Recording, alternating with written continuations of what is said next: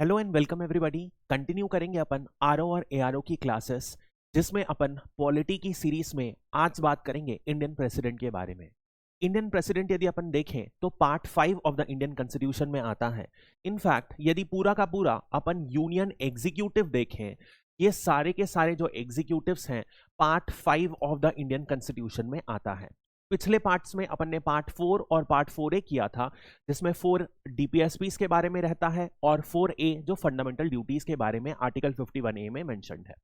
तो स्टार्ट करते हैं अपन एमसीक्यूज की मदद से। Which part of the constitution deals with the structure and powers of union executive. तो ये मैंने अभी आपको बता ही दिया, पार्ट 5 जो है वो डील करता है इन स्ट्रक्चर से।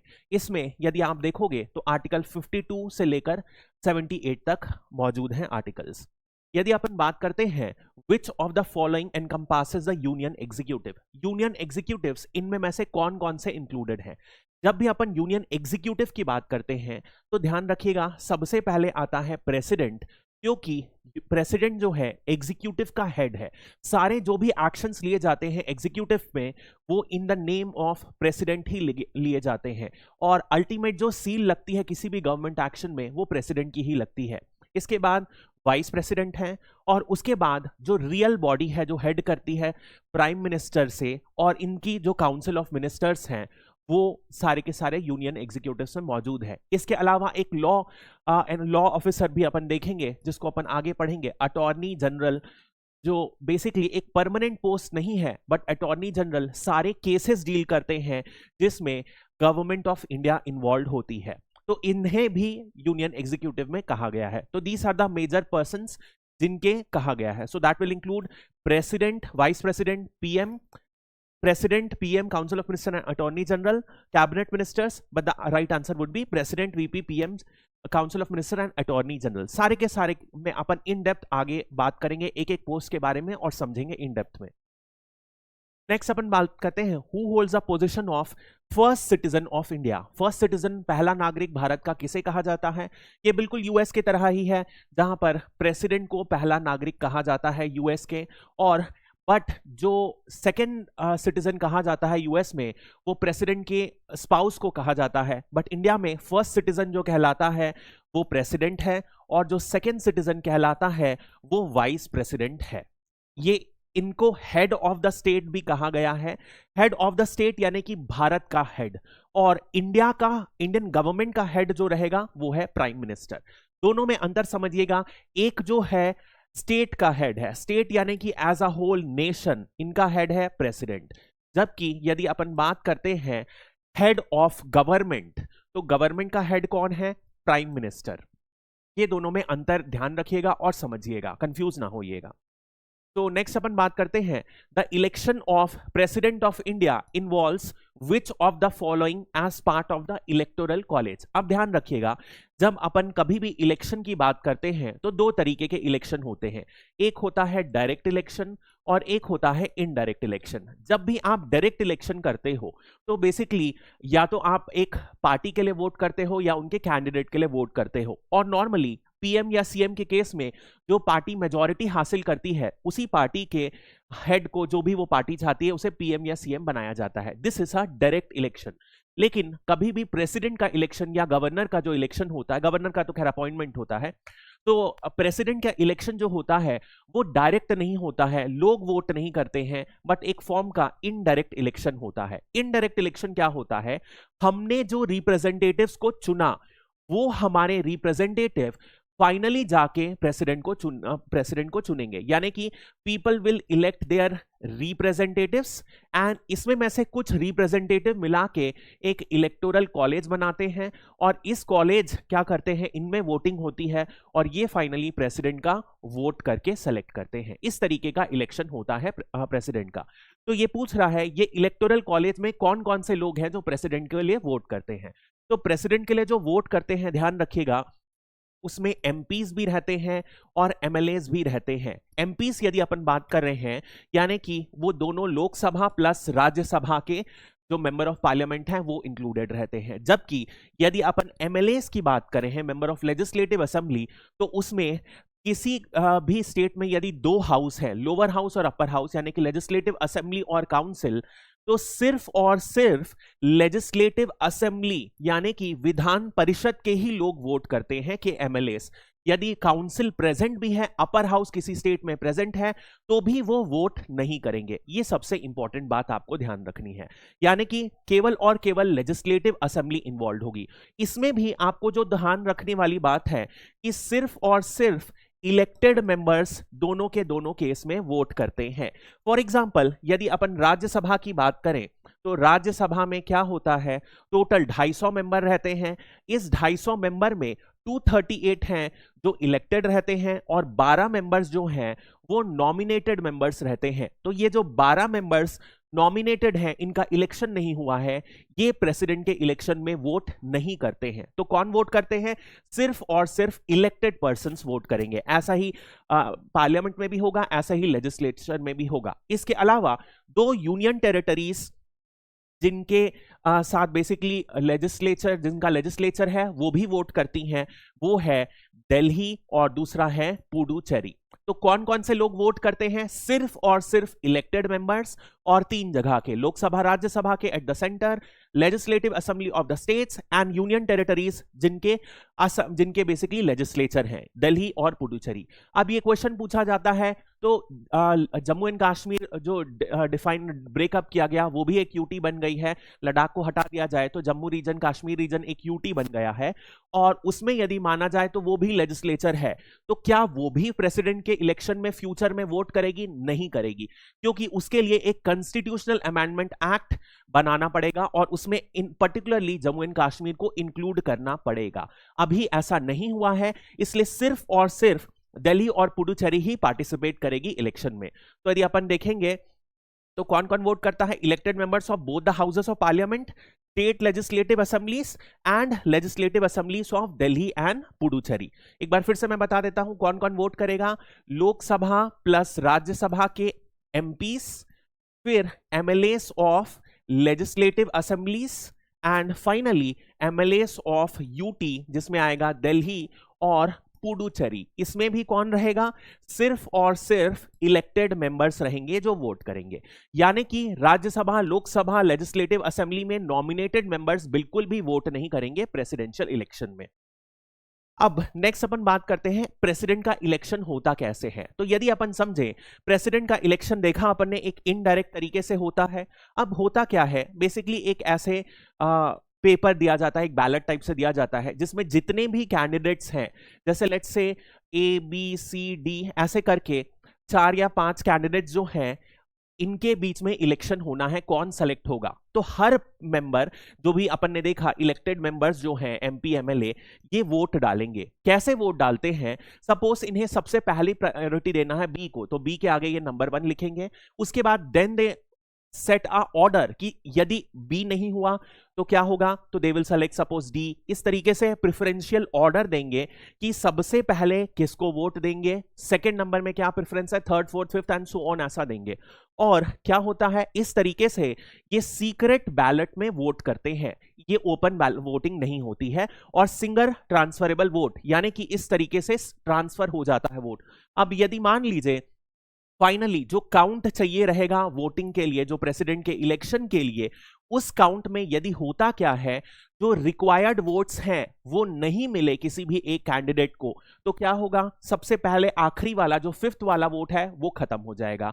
जो सबसे कम बेसिकली ओवरऑल सब में कम पाएगा, उनके वोट 5th ट्रांसफर किसी और को हो जाएंगे। तो सपोज किसी की लिस्ट में वो 1 में था, तो 1 वाला वोट नेक्स्ट पूरा कैंसिल हो जाएगा and it will get transfer to the जिसको रैंकिंग 2 दी है, और इस तरीके से ट्रांसफर होता है। अब यदि अपन देखें तो इसमें क्योंकि एमपीस इन्वॉल्व हैं, एमएलए इन्वॉल्व हैं, क्या इनका जो वेट है, इनके वोट की एक वैल्यू जो है क्या बराबर है? नहीं बराबर है। यहां पर यदि आप एमएलए की वोट की वैल्यू देखोगे तो कितनी होती है, total population of a state, population of a state divided by जितने इलेक्टेड एमएलएस होंगे। ध्यान रखिएगा कौन वोट कर रहा है, सिर्फ और सिर्फ इलेक्टेड। इसीलिए यहां पर कहा गया है सिर्फ और सिर्फ इलेक्टेड एमएलए इनटू 1/1000। इस फॉर्मूला से निकाली जाती है value of vote of 1 MLA. अब ध्यान रखिएगा क्या होगा, जैसे यदि मान लीजिए अपन यहां पर एक स्टेट लेते हैं यूपी, दूसरा लेंगे अपन गोवा, तो क्या होगा, पॉपुलेशन बटे वोटर्स जो इलेक्टेड एमएलएस हैं चेंज हो जाएगा, इसीलिए एमएलए के जो वोट हैं स्टेट वाइज डिफर करते हैं, उनकी वैल्यू अलग अलग रहेगी, ये बात ध्यान रखिएगा, और इसमें चेंजेस हैं। बट यदि अपन देखें एमपी के वोट की वैल्यू, तो एमपी के वोट की वैल्यू क्या रहेगी, बिल्कुल समान रहेगी, क्योंकि टोटल वैल्यू ऑफ वोट जो यहां से आएगी, यानी कि सिग्मा सारे के सारे स्टेट्स और यूटीज दिल्ली पुडुचेरी और सारे के सारे स्टेट्स के वैल्यू को सम कर देंगे, divided by elected MPs of Lok Sabha and Rajya Sabha. इस तरीके से जो वैल्यू आती है वो हर एमपी के वोट की वैल्यू आएगी, यानी चाहे वो लोकसभा का एमपी हो चाहे वो राज्यसभा का एमपी हो, उसके वोट की वैल्यू बराबर आएगी। बट यदि अपन स्टेट वाइज डिफर करेंगे तो इसमें डिफरेंस आ जाएगा एमएलए की वोट की वैल्यू, और इन सब वैल्यू को क्या करते हैं, total number of valid votes divided by 2 + 1 ये निकाल दिया जाता है, और इससे इलेक्टोरल कोटा आता है। This is the number of, इस नंबर जो आता है ये मिनिमम नंबर है।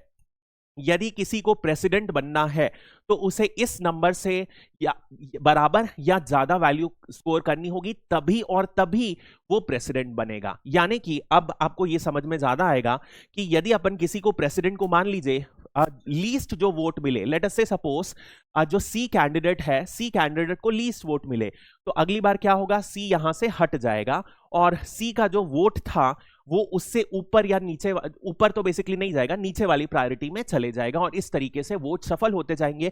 और तब तक ये प्रोसेस चलेगा जब तक ये बेसिक जो इलेक्टोरल कोटा है जो भी जीतना है वो फुलफिल नहीं कर लेता, और इसी तरीके से इलेक्शन होता है प्रेसिडेंट का। नेक्स्ट अपन बात करते हैं who has the final authority to settle doubts and disputes related to election of president. कभी मान लो कोई डाउट हो गया, कोई डिस्प्यूट हो गई कि प्रॉपर प्रोसेस नहीं फॉलो हुआ है, तो कौन डिसाइड करता है, सिर्फ और सिर्फ सुप्रीम कोर्ट डिसाइड करता है, और जो इसका डिसीजन रहता है वो बिल्कुल फाइनल रहता है। इसके अलावा कोई भी चेंजेस नहीं किए जा सकते हैं, कहीं भी अपील नहीं की जा सकती। ये ओरिजिनल एंड ओनली जुरिस्डिक्शन है। ओरिजिनल मतलब सिर्फ और सिर्फ, ओरिजिनल एंड एक्सक्लूसिव सिर्फ और सिर्फ सुप्रीम कोर्ट का ही जुरिस्डिक्शन है। ऐसा ही सिमिलर यदि अपन देखेंगे वाइस प्रेसिडेंट के लिए भी होता है, जहां पर कोई भी डिस्प्यूट्स होते हैं यदि वाइस प्रेसिडेंट के इलेक्शन में, तो सिर्फ और सिर्फ सुप्रीम कोर्ट ही डिसाइड करेगा। नाउ नेक्स्ट अपन बात करते हैं which of the following are not the qualifications for election of president. क्या क्या यदि किसी को प्रेसिडेंट के लिए खड़े होना है तो उसकी क्या क्या मैंडेटरी क्वालिफिकेशन है। सबसे पहले यदि अपन बात करें, उसे एक भारतीय नागरिक होना पड़ेगा, इंडियन सिटीजन होना पड़ेगा। दूसरी चीज 35 साल से ऊपर होना पड़ेगा उसे एज के लिए। तीसरी चीज उसे लोकसभा के मेंबरशिप के लिए एलिजिबल होना पड़ेगा। और चौथी चीज क्या है, he should not hold an office of profit। Office of profit यानी कि कोई ऐसा ये क्लियरली कॉन्स्टिट्यूशन में डिफाइन नहीं है, ये सुप्रीम कोर्ट ने डिफाइन किया है। ऑफिस ऑफ प्रॉफिट क्या हो सकता है, जहां पर कुछ फायदा उठाया जा सकता है किसी सरकारी पोस्ट के जरिए, चाहे वो मॉनिटरी हो या नॉन मॉनिटरी बेनिफिट हो। ऐसे कोई भी पोस्ट में यदि वो पर्सन है तो उसे प्रेसिडेंट के लिए लड़ना भी अलाउड नहीं है। ये बात आपको ध्यान रखना पड़ेगा। तो ये 4 कंडीशंस दी गई है जो प्रेसिडेंट के लिए मैंडेटरी क्वालिफिकेशन है। ऐसी ही कुछ कंडीशंस वाइस प्रेसिडेंट के लिए भी है, जो सबसे पहले एज ग्रुप 35 साल होना चाहिए, इंडियन सिटीजन उसे भी होना चाहिए, ऑफिस ऑफ प्रॉफिट उसे भी होल्ड नहीं करना चाहिए, लेकिन लोकसभा की जगह राज्यसभा का मेंबर बनने के लिए वो एलिजिबल होना चाहिए। बस ये अंतर है प्रेसिडेंट और वाइस प्रेसिडेंट के बीच में। नेक्स्ट अपन बात करते हैं, ध्यान रखिएगा, यदि कोई मान लो सिटिंग वाइस प्रेसिडेंट है या फिर कोई मिनिस्टर है या मान लो गवर्नर है, तो वो माना जाता है कि ये जो होती है ऑफिस ऑफ प्रॉफिट नहीं है। तो इसीलिए आप देखोगे कि ऑफन क्या होगा, गवर्नर से वाइस प्रेसिडेंट बन जाते हैं। अभी का प्रेजेंट केस अभी आप देखोगे, जो हमारे वाइस प्रेसिडेंट है धनखड़ जी, वो पहले गवर्नर रहे हैं और गवर्नर से ही उन्हें वीपी में प्रमोशन मिला था। तो गवर्नर में ऐसा क्यों हो पाया, क्योंकि इन सारी पोस्ट को भारत के संविधान के अंदर ऑफिस ऑफ प्रॉफिट नहीं माना जाता है।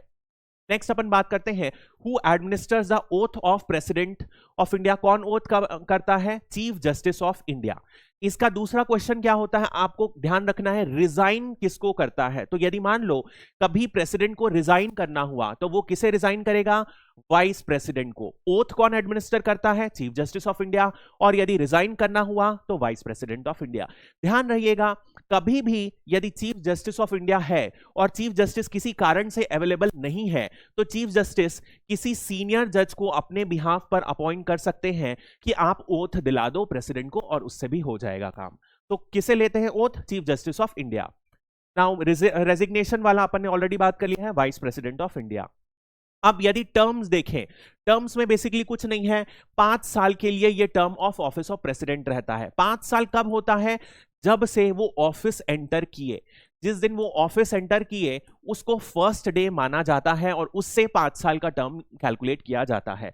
अब नॉर्मली क्या होता है, ये 5 साल के टर्म में मान लो किसी कारणवश इलेक्शन नहीं हो पाया, लेट अस से 5 ईयर प्लस 3 मंथ्स हो गए, तो ये 3 मंथ भी ये जो प्रेसिडेंट हैं कंटिन्यू करेंगे चार्ज होल्ड करना, जब तक इलेक्शन ना हो पाए तब तक यही कंटिन्यू करेंगे। और यदि आप इंडियन प्रेसिडेंट की बात करें तो वो किसी भी नंबर ऑफ टाइम्स ऑफिस को होल्ड कर सकते हैं, 2, 4, 5, 10, कोई लिमिटेशन नहीं है। हालांकि अभी तक डॉक्टर राजेंद्र प्रसाद ही एक ऐसे पर्सन हैं जिन्होंने 2 टाइम इलेक्शन प्रेसिडेंट की पोस्ट को होल्ड किया है। इसके विपरीत यदि आप मोस्ट ऑफ द कंट्रीज में देखोगे तो सेटअप रहता है कुछ टर्म, जैसे यूएस के प्रेसिडेंट में सिर्फ और सिर्फ 2 टर्म का इंक्लूजन है। इसी वजह से आप देखोगे 3rd टर्म में जो है बराक ओबामा जी ने इलेक्शन नहीं लड़ा था। 2 टर्म के बाद बुश भी जो थे हट गए थे, उसके बाद वो एलिजिबल ही नहीं थे इलेक्शन के लिए।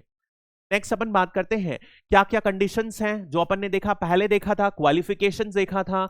अब इसके अलावा यदि आप देखोगे, यदि कोई ऑफिस ऑफ प्रेसिडेंट में सेलेक्ट हो जाता है तो उन्हें क्या क्या बेनिफिट मिलता है, उन्हें कुछ अलाउंसेस मिलता है, प्रिविलेजेस मिलता है। ये अलाउंसेस कौन डिसाइड करता है? पार्लियामेंट डिसाइड करता है। पार्लियामेंट एक लॉ बनाएगा कि कितनी सैलरी रहेगी। इसके अलावा यदि आप देखोगे इन्हें एक रेसिडेंस मिलता है राष्ट्रपति भवन, और एक ओथ लेनी पड़ती है कि ये कभी भी ऑफिस ऑफ प्रॉफिट को होल्ड नहीं करेंगे। ओथ नहीं, बेसिकली यदि कोई रहता है तो उन्हें फ्यूचर में भी ज्वाइन नहीं करना है, और यदि पार्टिसिपेट भी करना है तो पहले रिजाइन करना पड़ता है। Now next is on what grounds can the impeachment of president be initiated.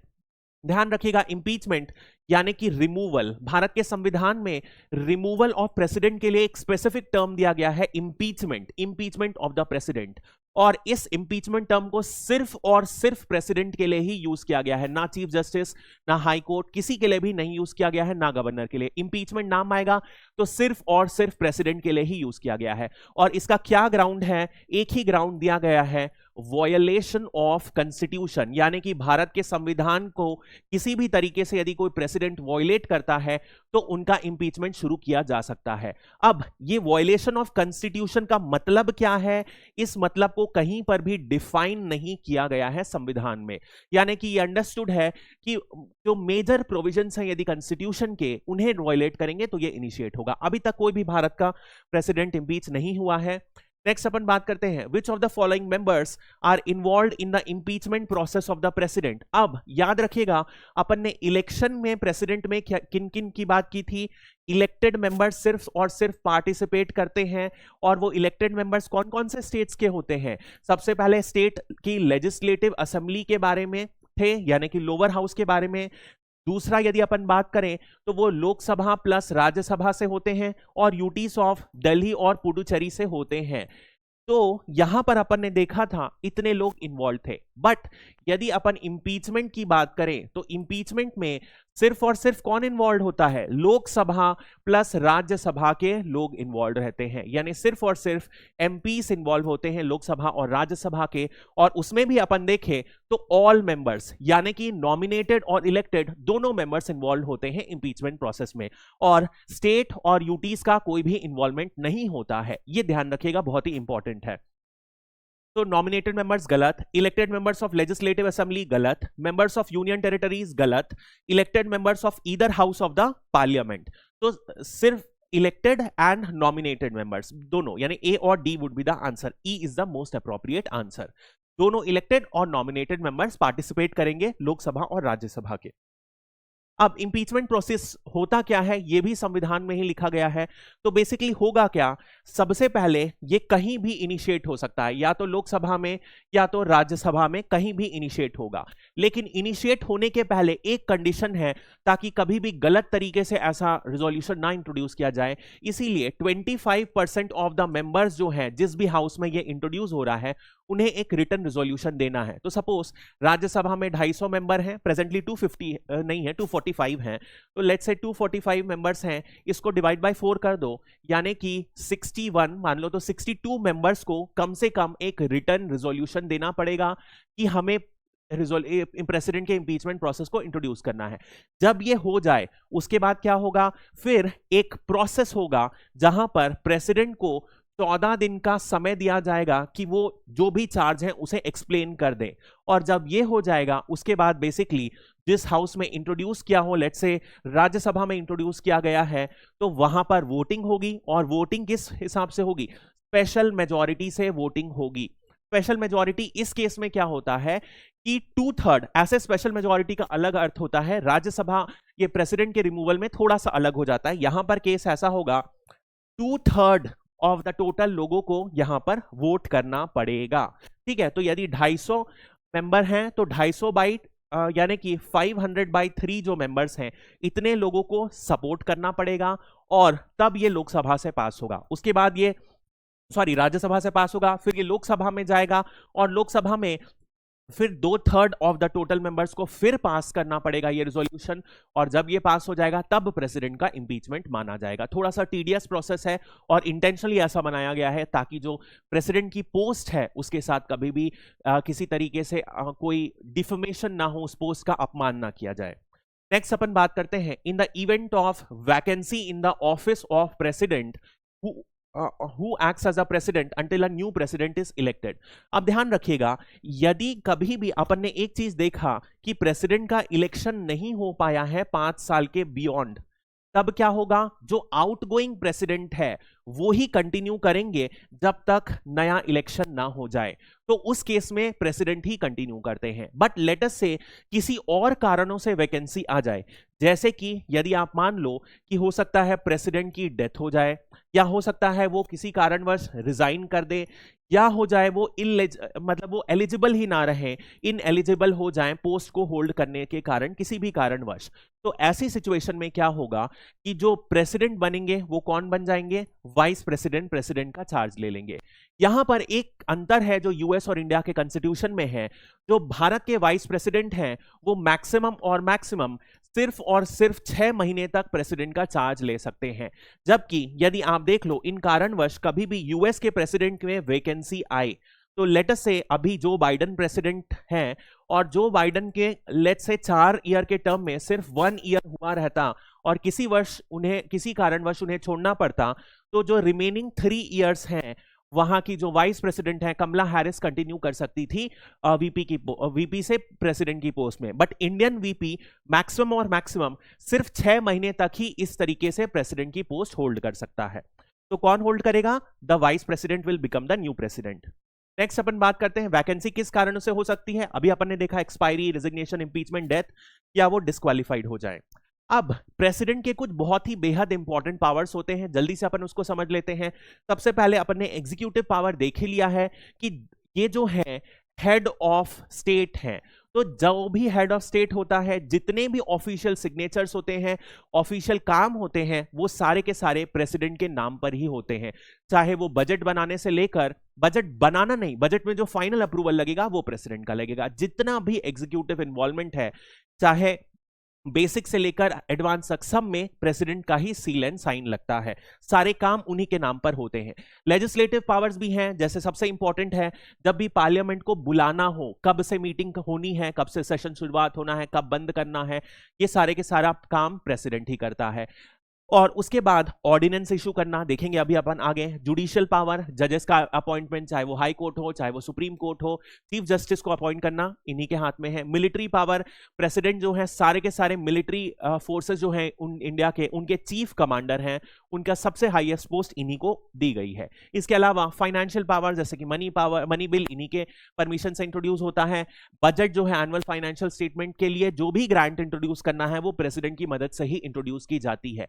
जो मेजर पावर्स हैं इसी तरीके के ब्रॉड हैं, बाकी अपन पढ़ते भी रहते हैं, मालूम है। तो नेक्स्ट अपन देखेंगे कुछ स्पेसिफिक पावर्स जो एग्जाम के सेंस से इंपॉर्टेंट है, उनको क्वेश्चन की तरह अपन कर लेंगे। Now which of the following options are available to president when a bill is passed by the parliament is presented to president, यानी कि लोकसभा और राज्यसभा ने बिल को पास कर लिया गया और ये फाइनली तब लॉ बनेगा जब प्रेसिडेंट के पास भेजा गया। तो जब प्रेसिडेंट को भेजा गया तो प्रेसिडेंट के पास क्या क्या पावर है? सबसे पहला क्या पावर है? उन्होंने यस बोल दिया, एसेंट दे दिया और साइन कर दिया, तो इससे क्या बन गया? वो बिल लॉ बन गया। नेक्स्ट ऑप्शन क्या है? उन्होंने मना कर दिया, withhold his assent to the bill, अब क्या होगा? बिल कैंसिल हो जाएगा। नेक्स्ट हो गया, द प्रेसिडेंट क्या कर सकते हैं? इस बिल को रिटर्न कर दिए पार्लियामेंट के पास कि फिर से आप रिकंसिडर करो, बट ऐसा मनी बिल के लिए नहीं कर सकते हैं, अपन पार्लियामेंट के जब पढ़ेंगे तो उसके बारे में करेंगे। तो रिटर्न भी कर सकते हैं। तो तीनों ऑप्शन अवेलेबल है पार्लियामेंट के प्रेसिडेंट के पास, इसीलिए ऑल ऑफ द अबव, हाँ बोल सकते हैं, ना बोल सकते हैं, वापस पार्लियामेंट के पास वो बिल भेज सकते हैं। नेक्स्ट है, which of the following veto power is available to the president of India? Veto power क्या होता है? जैसे अपन ने यूएनएससी में देखा है, यूनाइटेड नेशन सिक्योरिटी काउंसिल में क्या होता है, परमानेंट 5 जो मेंबर्स हैं उनके पास वीटो पावर होता है। जब भी वीटो लग जाता है वो जो रिजोल्यूशन है कभी भी पास नहीं हो पाता है, रुक जाता है। ऐसा ही यदि प्रेसिडेंट के पास भी एक फाइनल साइन है, यदि प्रेसिडेंट फॉरबिट कर दे, यदि मना कर दे, तो वो जो है कभी भी पास नहीं होगा रिजोल्यूशन और लॉ नहीं बन पाएगा। इसे ही कहते हैं वीटो। डिस्पाइट लोकसभा और राज्यसभा के पास होने के बाद भी वो पास नहीं होगा। तो इनमें में से कौन सा वीटो अवेलेबल है? तो एब्सोल्यूट वीटो बिल्कुल अवेलेबल है। एब्सोल्यूट वीटो मतलब कि सीधा सीधा बोल दिए नो, मैं साइन ही नहीं करूंगा। नेक्स्ट है क्वालिफाइड वीटो, ये इंडियन प्रेसिडेंट के पास अवेलेबल नहीं रहता है, यूएस प्रेसिडेंट के पास अवेलेबल है, देखेंगे। और एक है सस्पेंसिव वीटो, सस्पेंसिव वीटो भी अवेलेबल है। बेसिकली सस्पेंसिव वीटो क्या बोलता है, जो अपन ने बोला ना रिटर्न कर दो, यही प्रोविजन है सस्पेंसिव वीटो। तो चाहे जब लोकसभा राज्यसभा ने बिल पास करके प्रेसिडेंट के पास पेश किया तो प्रेसिडेंट क्या कर सकते हैं? उसे रिटर्न कर सकते हैं कि आप वापस से कंसिडर करो। लेकिन जब लोकसभा और राज्यसभा इस बिल को वापस से पास कर दे तो क्या होगा? प्रेसिडेंट का जो वीटो है वो खत्म हो जाएगा और उसे इस समय एसेंट देना ही पड़ेगा। इसे कहते हैं सस्पेंसिव वीटो। लेकिन यदि क्वालिफाइड वीटो की बात करें, क्वालिफाइड वीटो में क्या होता है? जैसे मान लो पहले 40% लोगों ने वोट किया था, तो यदि अब नेक्स्ट टाइम जब प्रेसिडेंट ने रिटर्न किया तो उसे 40% से ज्यादा, लेट्स से 60% लोग जब एमपीज पास करेंगे तभी और तभी वो लॉ बन सकता है। यानी पिछले वोटिंग से ज्यादा नंबर ऑफ वोट चाहिए रहेंगे क्वालिफाइड वीटो में। इंपॉर्टेंट नहीं है क्योंकि क्वालिफाइड वीटो यूएस प्रेसिडेंट के पास है, हमारे पास नहीं है। तो देखते हैं, एब्सोल्यूट वीटो अपन ने देख लिया, सिंपल मना कर दिया। नॉर्मल मना कब करते हैं? क्योंकि देखो जो भी प्रेसिडेंट एक्ट करते हैं काउंसिल ऑफ मिनिस्टर की एडवाइस में एक्ट करते हैं, तो ऐसे बिल में मना करेंगे जो बिल सरकार का ना हो, जो सरकार के मिनिस्टर्स ने नहीं इंट्रोड्यूस किया हो, उसे बोलते हैं प्राइवेट बिल। या फिर मान लो पहले एक गवर्नमेंट थी यूपीए की, यूपीए के गवर्नमेंट ने बिल इंट्रोड्यूस किया, पास किया, फिर इलेक्शन हो गया और एनडीए की पार्टी आ गई, तो अब एनडीए चाहती है ये बिल खत्म हो जाए, ये बिल हम नहीं करेंगे, तो एनडीए प्रेसिडेंट को बोलेगी कि आप इसको खारिज कर दो, तभी और तभी प्रेसिडेंट खारिज करता है। नेक्स्ट सस्पेंसिव अपन ने बात कर लिया कि फिर से रिकंसिडर करने के लिए बोलेंगे, लेकिन यदि जब पास हो जाए फिर से तो प्रेसिडेंट को एसेंट देना पड़ेगा। पॉकेट वीटो क्या होता है? कुछ नहीं होता है। अब भारत के संविधान में समय नहीं लिखा गया है कितने समय में एसेंट देना पड़ेगा, तो क्या होगा? यदि समय नहीं लिखा गया है तो यदि प्रेसिडेंट कंफर्म नहीं है तो वो क्या करेंगे? ना हाँ बोलेंगे ना बोलेंगे, सिर्फ अपने पास बिल रखे रहेंगे और इसी वजह से एक indirect form of veto implied हो जाता है जो पॉकेट वीटो बन जाता है। बिकॉज भारत के संविधान में कोई समय नहीं लिखा गया है कि प्रेसिडेंट को 10 दिन 20 दिन 50 दिन में एसेंट देना ही है। इसके विपरीत यदि आप यूएस में देखोगे तो यूएस में प्रेसिडेंट को 10 दिन के अंदर साइन करके देना ही पड़ता है, वरना वो पास माना जाता है। नेक्स्ट अपन यदि वीटो पावर को देखें प्रेसिडेंट का, तो सेंट्रल लेजिस्लेशन के टर्म्स में देखें, यानी कि कभी भी लोकसभा या राज्यसभा में इंट्रोड्यूस हुआ तो बिल्कुल ये पास कर सकते हैं, रिजेक्ट कर सकते हैं, रिटर्न कर सकते हैं। ऐसा ही सेम स्टेट लेजिस्लेचर के टर्म्स में भी ये कर सकते हैं, रेटिफाई कर सकते हैं, पास कर दिए, रिजेक्ट कर दिए, रिटर्न कर दिए। लेकिन आप यदि कॉन्स्टिट्यूशनल अमेंडमेंट बिल के टर्म्स में देखोगे तो ये पावर प्रेसिडेंट के पास नहीं है। यदि कोई कॉन्स्टिट्यूशनल अमेंडमेंट बिल इंट्रोड्यूस हुआ है तो सिर्फ और सिर्फ प्रेसिडेंट को पास ही करना पड़ेगा, यानी कि एसेंट देना ही पड़ेगा। वहां पर वो ना रिजेक्ट कर सकते हैं उस बिल को, ना ही रिटर्न कर सकते हैं। मनी बिल का तो अपन पढ़ेंगे ही आगे। Now next is in which article of the Indian Constitution is the pardoning power? ये बहुत इंपॉर्टेंट आर्टिकल है, दो इंपॉर्टेंट आपको प्रेसिडेंट के लिए इंपॉर्टेंट आर्टिकल से याद रखना है। एक है आर्टिकल 72 जो पार्डनिंग पावर को डील करता है, और दूसरा है आर्टिकल 123 जो ऑर्डिनेंस को डील करता है। ये दोनों नंबर्स को जरूर ध्यान रखिएगा।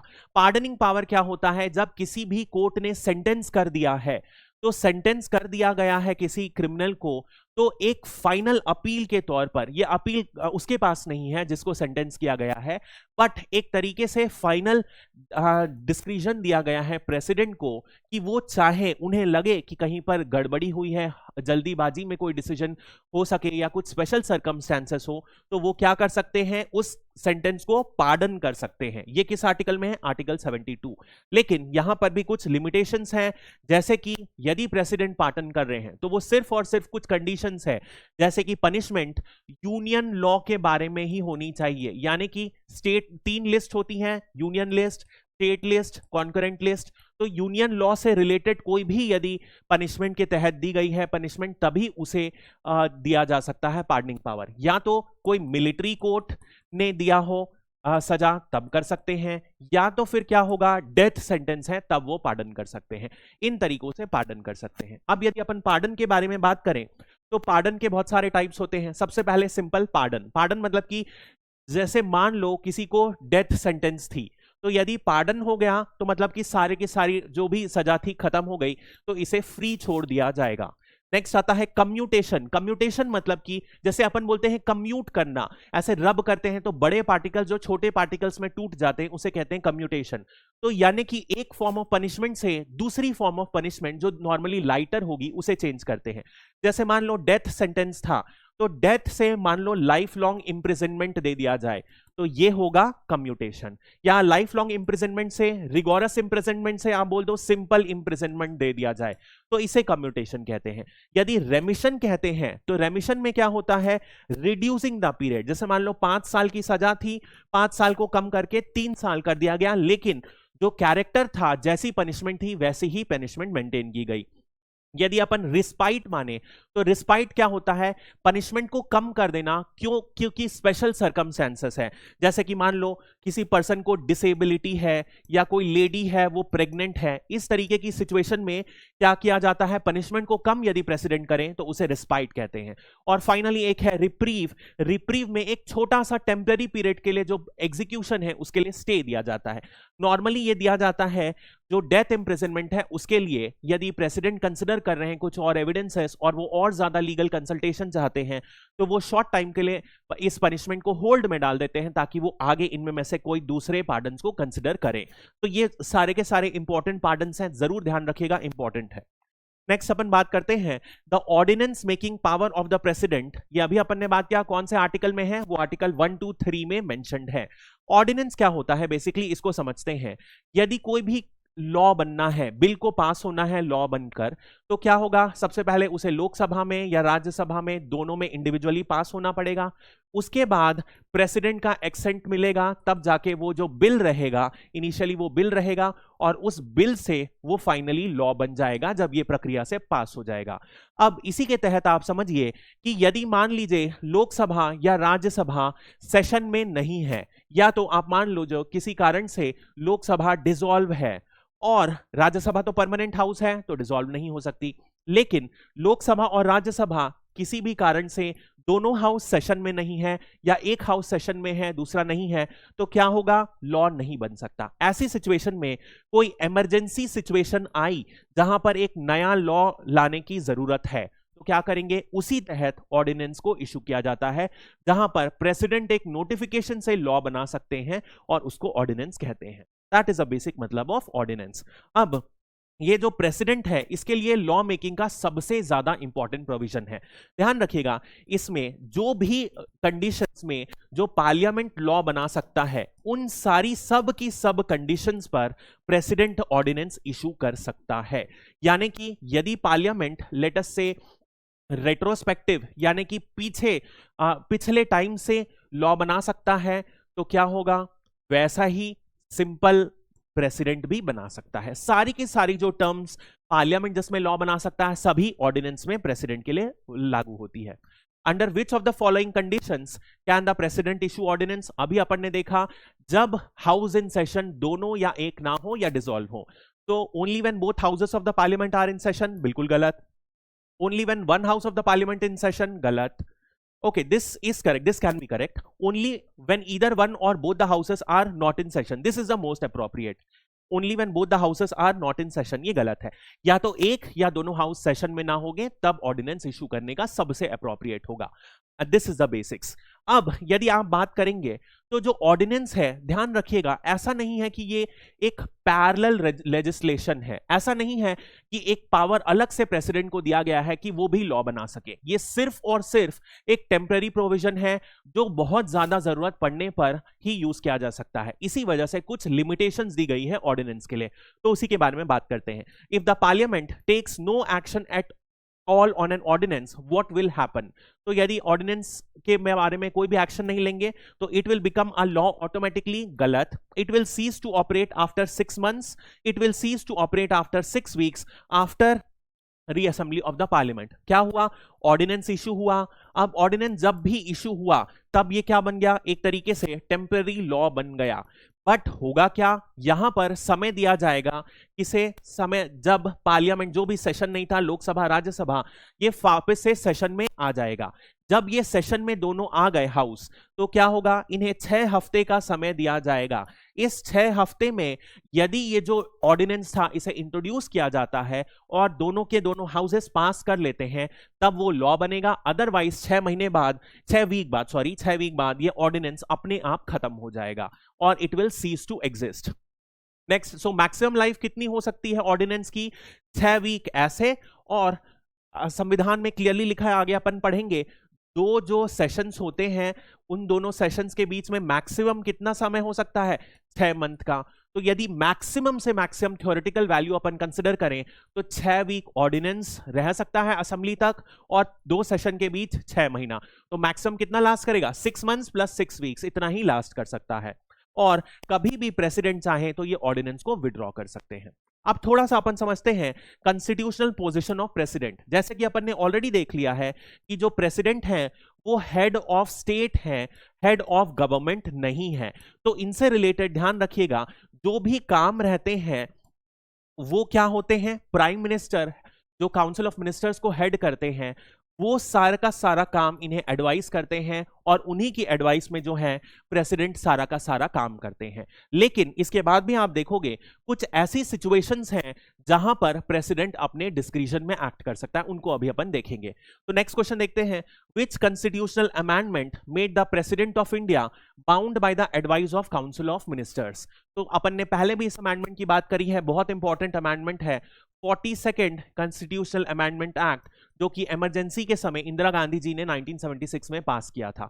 इस समय हुआ क्या था? यहां पर जो भी काउंसिल ऑफ मिनिस्टर एड करेगा या एडवाइस करेगा प्रेसिडेंट को ये एडवाइस मानना ही पड़ेगा. उनके पास मना करने का कोई भी ऑप्शन नहीं है.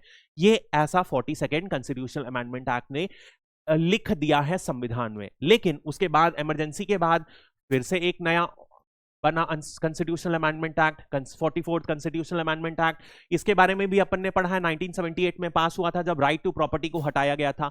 इस एक्ट में क्या कहा गया कि एक पावर हम एक्स्ट्रा दे रहे हैं प्रेसिडेंट को कि वो क्या कर सकते हैं? रिकंसिडर करने के लिए बोल सकते हैं पार्लियामेंट को. लेकिन इस रिकंसिडरेशन के बाद यदि पार्लियामेंट फिर से पास कर दे, जैसा उसके लिए देखा था, या अपन सीओएम के लिए बात करें तो सीओएम के लिए क्या कर दिए? Reconsider the advice. यदि सीएम को बोल दिया जाए और सीएम फिर से बोले नहीं आपको करना है, तो प्रेसिडेंट को हां करना ही पड़ेगा. It is bounded by the aid and advice of council of minister. तो 42nd कॉन्स्टिट्यूशनल अमेंडमेंट एक्ट में ज्यादा स्ट्रिक्ट प्रोविजन था. 44th में क्या किया है? काउंसिल ऑफ मिनिस्टर की एडवाइस को रिकंसिडर करने बोला जा सकता है. तो ये थोड़ा सा लिबरल किया गया है. नेक्स्ट अपन बात करते हैं, which of the following statement is correct regarding the constitutional discretion. Discretion यानी कि अभी अपन ने देखा क्या होता है, प्रेसिडेंट सिर्फ और सिर्फ एड और advice of council of minister से ही एक्ट कर सकता है. तो क्या कोई ऐसी सिचुएशन है जिसमें प्रेसिडेंट खुद अपनी इच्छा से एक्ट कर सकता है? तो है आंसर यस. तो देखते हैं कुछ ऐसी स्पेशल सिचुएशंस क्या क्या है। President has a lot of constitutional discretion, बिल्कुल गलत, कॉन्स्टिट्यूशन में कोई भी ऐसी संभावना नहीं मेंशन की गई है। But president has no constitutional discretion but has some situational discretion, कुछ ऐसी सिचुएशन है जिसमें प्रेसिडेंट कुछ डिस्क्रिशन इंजॉय करते हैं। वो क्या क्या है? यदि सबसे पहले अपन देखें तो मान लो कभी इलेक्शन हुआ और इलेक्शन में कोई भी पार्टी ने मेजॉरिटी हासिल नहीं करी, no party ensured a majority, तो क्या होगा? प्रेसिडेंट अपने डिस्क्रिशन से उस पार्टी को के हेड को किसको बुलाएगा और प्रेसिडेंट सेलेक्ट करेगा। ऐसा ही मान लो अचानक से कोई प्रेसिडेंट के टेन्योर में कोई प्राइम मिनिस्टर की डेथ हो जाती है और कब किसको सेलेक्ट करना है, यदि जो रूलिंग पार्टी है उनके बीच में सहमति नहीं है तो प्रेसिडेंट डिसाइड करता है। ऐसा ही मान लो यदि डिसोल्यूशन करना है, यदि कॉन्फिडेंस लूज कर दिया है, ये टर्म अपन नेक्स्ट जब काउंसिल ऑफ मिनिस्टर्स पढ़ेंगे और ज्यादा समझ में आएगा। कॉन्फिडेंस लूज कर दिया है, ऐसी कंडीशन में डिसमिस करना है या डिसॉल्व करना है, ये भी कब करना है या नहीं करना, ये प्रेसिडेंट के डिस्क्रिशन में रहता है। तो these are some important situational discretions, ध्यान रखिएगा, केवल और केवल इन्हीं डिस्क्रिशंस में क्या करते हैं, प्रेसिडेंट अपनी इच्छा से एक्ट कर सकते हैं। बाकी सारे केसेस में उन्हें काउंसिल ऑफ मिनिस्टर की एड और एडवाइस से ही एक्ट करना है। तो that's all for this video. Thank you and have a great day.